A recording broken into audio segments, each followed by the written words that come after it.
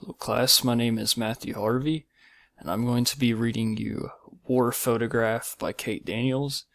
There's one thing in particular I would like you to know before I start reading this poem.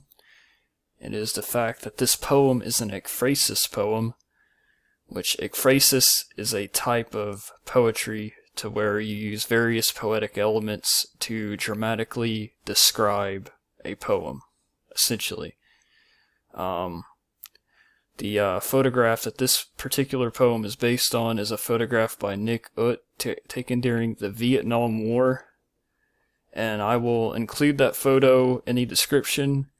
It is a very sad photo. I don't want to show it in this video. You can look at it if you want to, but I thought I would just throw that out there before I begin reading the poem. So, a naked child is running along the path toward us, her arms stretched out, her mouth open, the world turned to trash behind her.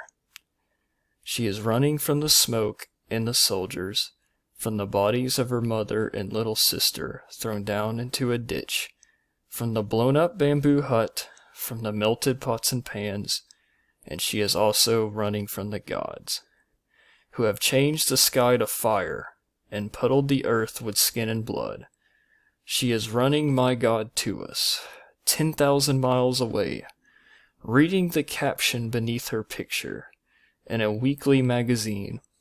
All over the country, we're feeling sorry for her and being appalled at the war being fought in the other world. She keeps on running, you know, after the shutter of the camera clicks. She's running to us, for how can she know, her feet beating a path on another continent? How can she know what we really are? From the distance, we look so terribly human. So, in the next videos, I will be analyzing the poems line by line. I suggest that as I do that you go to Momentum and click on the link and maybe get some ideas yourself about the poem.